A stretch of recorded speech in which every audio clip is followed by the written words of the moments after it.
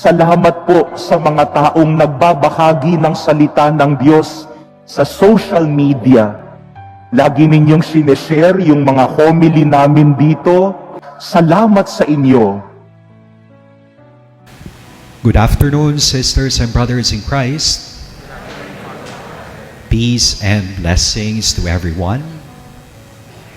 Isa ho sa pinakadakilang biyaya, kaloob ng Diyos ay mga kaibigan o biyaya ng pagkakaibigan. Kayo ho ba ay maraming mga kaibigan?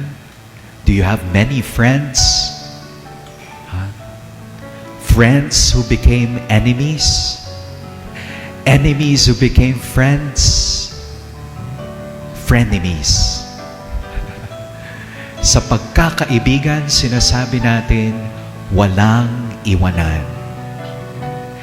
Tell me who your friends are, and I will tell you who you are. Pero dahil dun sa COVID-19 pandemic, tell me who your friends are, and I will contact trace them. You know, the Swedish people have this saying, shared joy is double joy, and shared sorrow is half a sorrow. Iba-iba ho ng klase ng mga kaibigan sa ating buhay, hindi ba? There are friends who would stay with us as we face life's crisis or tough moments. There are those who would stay with us. There are those who would leave us. And there are those who would put us in dire straits.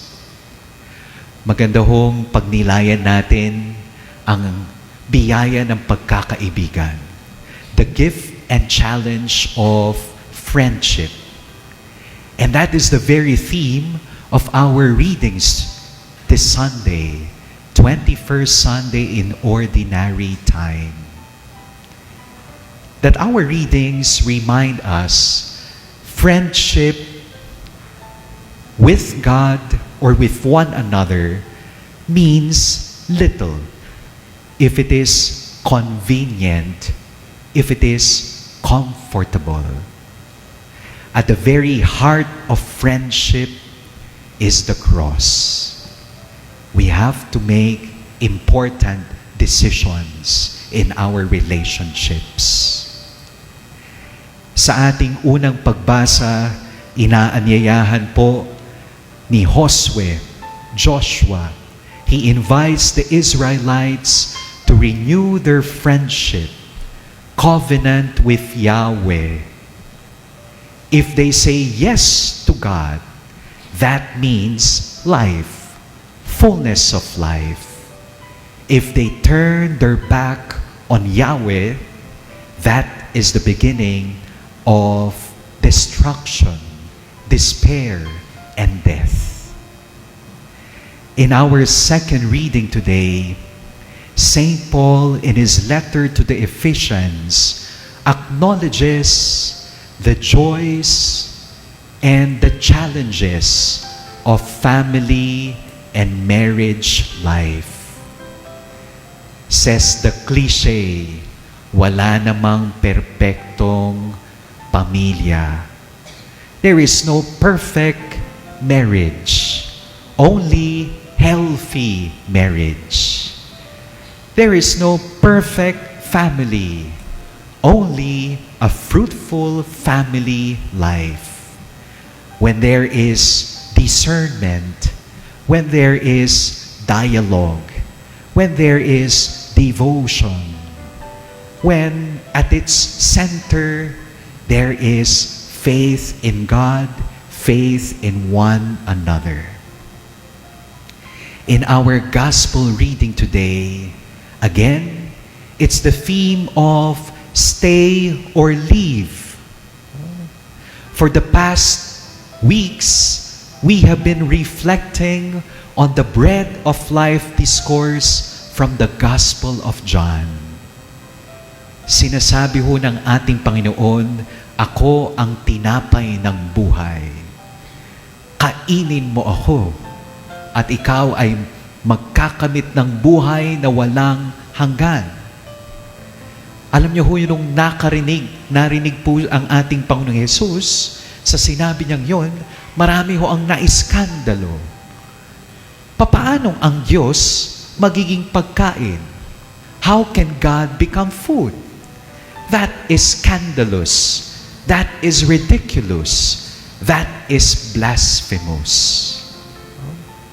But of course, God can always do what is unthinkable. Love can always do what is impossible. Kaya nga, sa Eucharistia, ang Diyos nagiging pagkain sa atin. Bakit? Kasi alam na alam ng Diyos na kuminsan ng ating isip at puso nasa ating tiyan. Kaya siya ay naging pagkain. God knows too well our deeper hunger for friendship, for love, for belongingness, for stability, for fullness of life. Isa ho sa pinakadakilang kaloob ng Diyos, biyaya ng pagkakaibigan. Mga kapatid, usually, human relationships have this tendency. It has the tendency to be exclusive. Ba? Kami lamang. Human relationships have the tendency to thrive on utility, secrecy, intrigues. Yan. Sa mga kaibigan niyo ho ba, marami ho bang marites? Ha? Marami ho bang marites sa mga magkakaibigan? Ha? Yan. Ano ho daw ang ibig sabihin ng marites? Mare anong latest? Oh, nabasa ko dun sa Facebook, ang ibig sabihin daw ngayon ng marites, Master of Arts in relaying information through exaggerated storytelling. Oh, marites. Oh. Human friendships have the tendency to be exclusive. But real friendship with God is not exclusive. It is inclusive. It is universal. It is all-embracing. It is mission-oriented, service-oriented. Real friendship with God is not just emotional affinity. It's not just spiritual belongingness. Ang tunay na pakikipagkaibigan sa Diyos ay paglilingkod.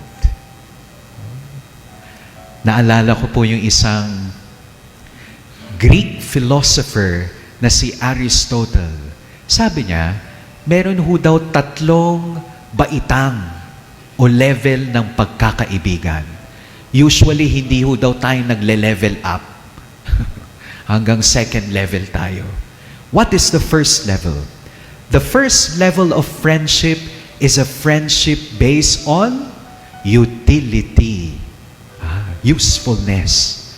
Sabi ng mga Gen Z at millennials, Father, user-friendly friends.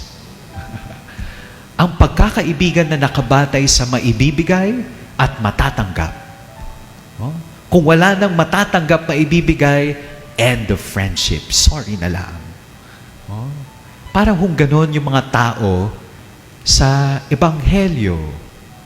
Nung wala ng free meals, si Jesus, iniwanan siya. Friendship based on utility. The second level is a friendship based on pleasure. You have common interests, you have common passions, you have common hobbies, pero hanggang doon na lamang. At ang pinakamataas daw na level ng pagkakaibigan, friendship based on virtue. Pagkakaibigan na nakabatay sa kabutihan, katotohanan. Kapag mahal mong isang tao, ilalapit mo sa Diyos. Sa sasabihin mo ang totoo, katotohanan. At alam po natin na mahirap magsabi ng totoo. Ba? It is really a challenge to tell the truth. Pero yun po talaga ang role ng isang kaibigan. We surround ourselves with people not only there who would comfort and console us, but challenge us, confront us, or carefront us. Sasabihin ang totoo. Not truth for its own sake, but truth for the sake of love. Mga kapatid, kayo ho ba nawalan na ng mga kaibigan? Ha? Nawalan na ho ba kayo ng mga kaibigan? Yes or no? Dahil sa politika? Oh. Do we really lose friends? Nawawalan nga ba talaga tayo ng mga kaibigan? O siguro ho, napapagtanto lang natin kung sino ang tunay at totoo. We do not lose friends, but perhaps we only know who the true ones are.